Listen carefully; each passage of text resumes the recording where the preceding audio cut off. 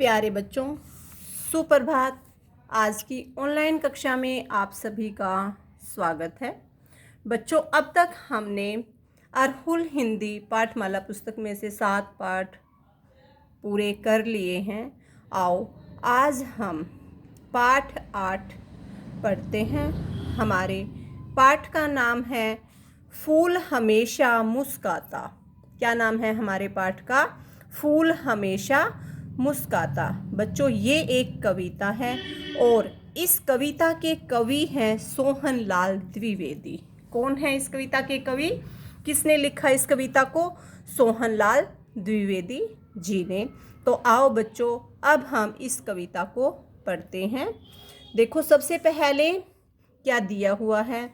प्रस्तुत कविता में द्विवेदी जी ने मनुष्य को फूल के माध्यम से यह समझाने की कोशिश की है कि जिस प्रकार फूल हर परिस्थिति में खिलता रहता है, उसी प्रकार हमें भी सुख हो या दुख सदैव खुश रहना चाहिए। यही जीवन की सच्चाई है।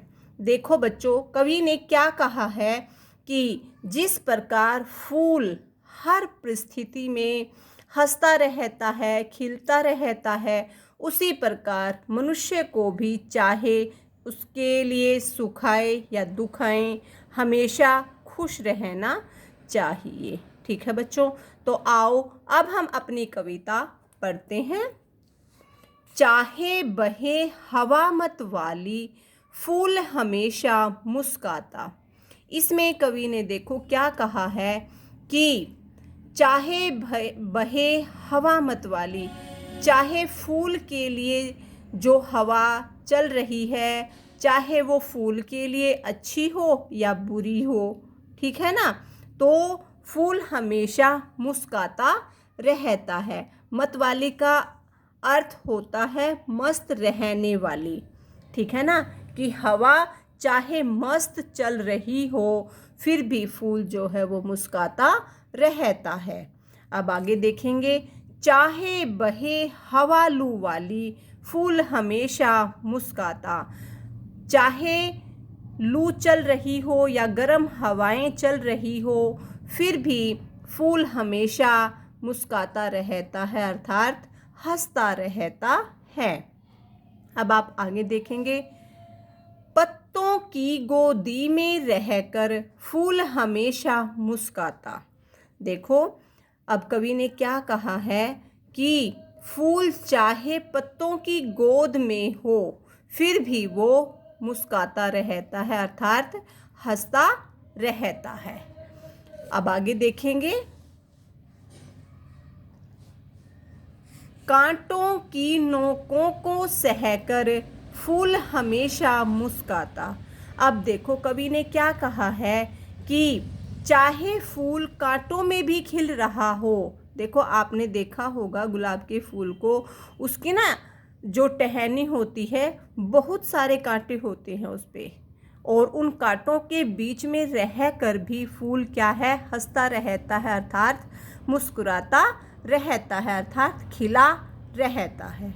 ठीक है बच्चों, अब आप आगे देखेंगे। ऊपर रह डाली पर खिलकर फूल हमेशा मुस्काता।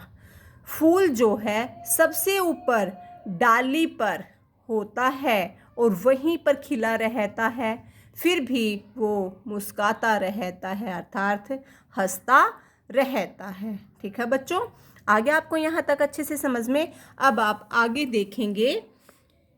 नीचे टपक धूल में मिलकर फूल हमेशा मुस्काता।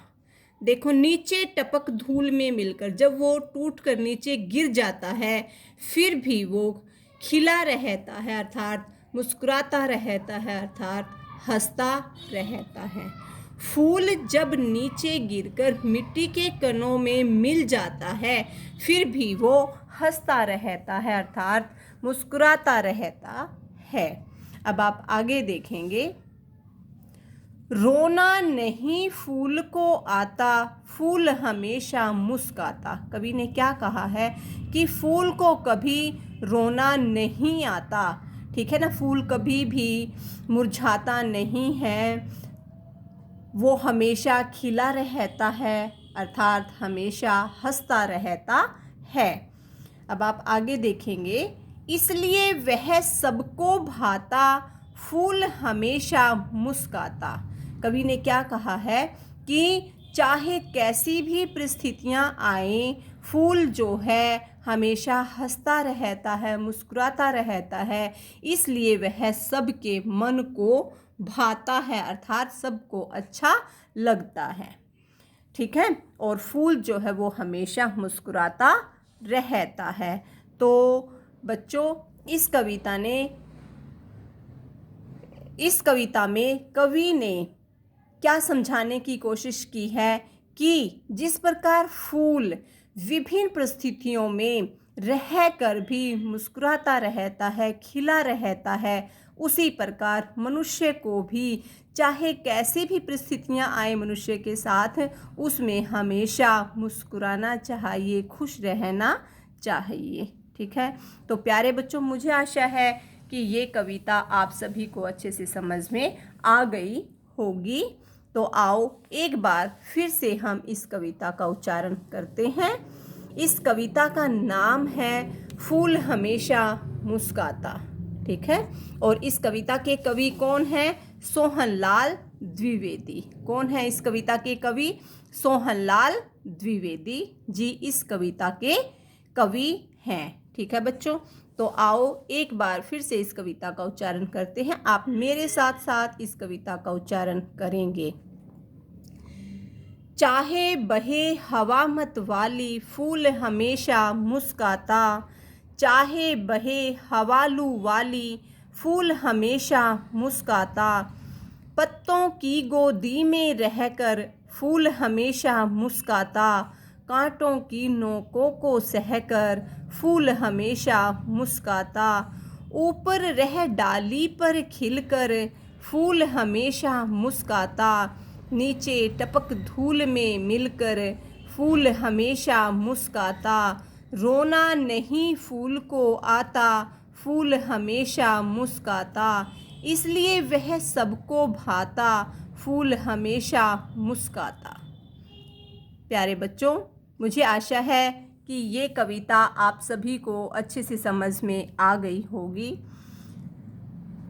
और इस कविता का उच्चारण आप अपने आप करेंगे। 2 या 3 बार आप इस कविता का उच्चारण करेंगे तो आपको ये कविता कंठस्थ हो जाएगी। तो प्यारे बच्चों, इस वीडियो में हम इतना ही पढ़ते हैं। आगे का अगली वीडियो में फिर मिलते हैं नई वीडियो के साथ। तब तक के लिए बाय बच्चों।